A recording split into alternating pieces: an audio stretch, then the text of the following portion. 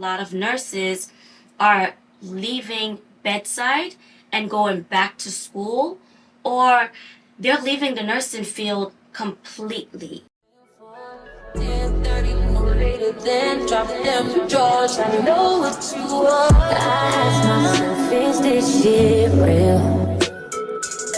I contemplate about how I feel. Hey guys, it's TheBougieNurse and welcome back to my channel. For those who don't know me, my name is Kayce. I am a registered nurse and I've been a nurse over 6 years now. On this channel, we pretty much talk about all things nursing. We do a little bit of vlogging. But in this video, I'm going to be talking about a few things I wish I would have known before I became a nurse. I always say nursing is a great career because it's so flexible and there are so many different things you can do as a nurse. So I never want to sway or discourage anyone from pursuing their dreams of becoming a nurse, but I do think it's important to let people know the real about nursing. Just a disclaimer, this video is going to be all negatives. There are pros and cons in pretty much anything, but I'm not going to be talking about the pros of nursing here. So if that's something you might not be able to handle, you may want to exit out of this video because I'm going to list all the reasons a person may want to think twice about going into the nursing field. And I want to pinpoint this specifically to bedside nursing because this is what you're going to be dealing with. So let's get into it. Reason number one. If you can't deal with customer service, you're not going to be able to deal with nursing. Nursing is a working class profession. Don't believe the hype. You get a lot of respect from the public as a nurse, but nurses are generally not respected in the hospital. It can be a real cutthroat industry, okay? You will get disrespected by everybody. The patients are going to disrespect you. The patient's family members are going to disrespect you.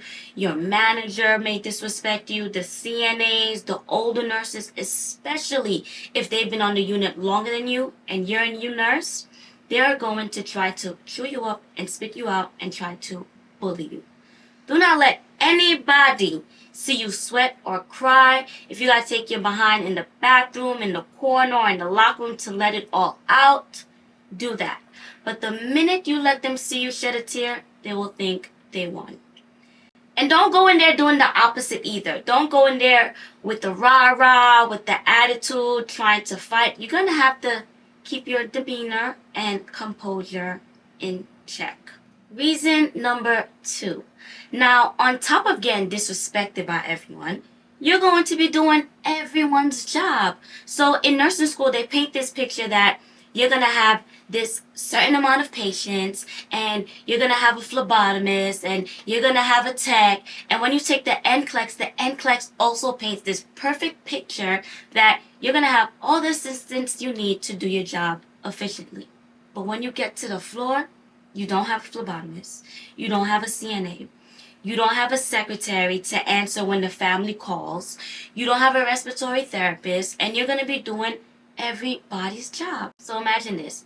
You are hired to work the cash register at McDonald's, and you get paid a certain amount of money to work the cash register.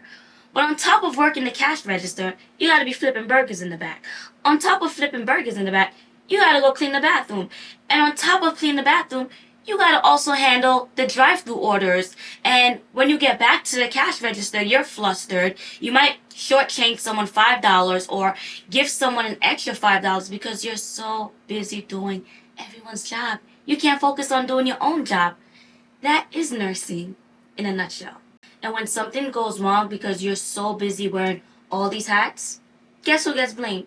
You. The nurse. The patient's going to blame you because the kitchen didn't bring them enough sugar packets. The doctor's going to blame you because you didn't draw the patient's lab in time, but you didn't see it because you can't sit at the computer all day monitoring orders. You have actual work to do. Your manager is going to blame you for the patient who fell that was assigned to you all the way down the hall, but all your other patients are at the end of the hall, at the front of the hall, and you're only one person, and you can't be in two places at once. So reason number three, it can be emotionally, mentally, and physically draining. So because you're doing everyone's job, that takes a toll on you. You're constantly exhausted, you're constantly tired, and there are times you don't get to take a break to eat or use the bathroom. My first year as a nurse went great because I didn't work in the hospital. I worked in a clinic as an operating room nurse doing outpatient surgery. But you get the people who have negative comments who say you're not a real nurse because you don't work in the hospital and you need to go and get your skills. So I took all that in, went and applied for a hospital job, and my second and third year as a nurse, I was miserable because I was constantly anxious. I was always crying before the shift, and I felt stuck. My mom kind of influenced my decision into going into nursing, but my mom is a psych nurse, which is a different ball game, and she's part of the older generation. They're different. They don't complain. They take everything for what it is, and they're just grateful to have a job. Now, the younger generation, there's certain things we're not going to tolerate, and there's certain things we're just not going to deal with, and we're just not going to shut up and take it for the sake of having a job. We prioritize mental health, which is why we are in the great resignation now. A lot of nurses are leaving bedside and going back to school, or they're leaving the nursing field completely, which goes into reason number 4. Do not allow parental pressure or any other type of pressure to make you go into nursing school, whether it's friends, family, social media. I know social media tends to glamorize nursing, and I can be guilty of this as well, but there is nothing glamorous about it because the nursing program will break you. You're going to be putting your blood, sweat, and tears into nursing school. Nursing school is very expensive. You're going to take out these loans, and now you get to the unit, you get to the floor, and you're unhappy, but you have no choice but to work because you spent all this time in school and you took out all this money to pay for the school. Now you have to work to pay that back, and a lot of nurses do not have financial literacy. So they get a luxury apartment and they get a luxury car, and you have to work at a job you hate to pay for these things. You're miserable, but now you have to maintain this lifestyle that you've now acquired for yourself, and now you feel stuck because nursing is not what you thought it was, and being a nurse is not what you thought it was going to be. Reason number 5, there are going to be times where it feels like a job of just checklists and tasks. You have to get certain things done by a certain time, so you spend your entire shift trying to complete these things, and you end up not knowing anything about your patients because you spent the entire time just trying to get things done. You didn't get to spend a lot of time with your patient because you're just trying to move on to the next thing. So now you're giving a report about your patient, and you're like, oh my gosh, I sound effing stupid because I've been running around all shift, and you get home and you feel like an idiot, and you feel like you're not cut out for this and you could have done more. And it's just like a never-ending cycle. But when you do have a shift that's smooth and easy, your brain is kind of like used to the chaos. One thing about this career is gonna always keep you on edge. There are many nurses that suffer from PTSD that are on medication. Imagine you get into a career, and to sustain and survive in the field, you have to be on meds. How is that healthy? How is that okay when that was not part of your day-to-day previously? With that being said, those are the reasons a person may want to consider becoming a nurse. This is the truth about nursing. We all have to start somewhere, and there are nurses that never step foot in the hospital, that only work home health or private duty, but a lot of places want you to at least have that hospital experience, so whether you like it or not, there's a high chance you're going to have to deal with the toxicity and dynamic of working in the hospital. I have not met many nurses that like working bedside. And if you're a nurse that like bedside, comment down below what specialty you work and how long you've been working at that specialty. Because personally, I don't see myself retiring as a bedside nurse.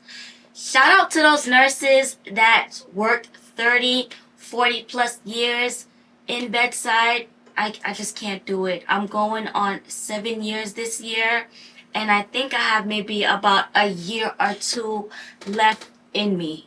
And maybe I just need to change specialties. Maybe I need to go into like a mother baby or a NICU or labor and delivery or PACU or cath lab, because it's hard out here. It is tough. So that pretty much concludes the video. If you enjoyed this topic, comment down below what other topics you want me to talk about. Share this video with your friends and family who are thinking about becoming nurses. And I don't know what's going on with my voice. It's been going in and out throughout this entire video. I think I'm getting sick, unfortunately. But thank you guys so much for watching, and I'll see you guys in the next video. Bye. Then drop them drawers. I know what you want. I ask myself, is this shit real?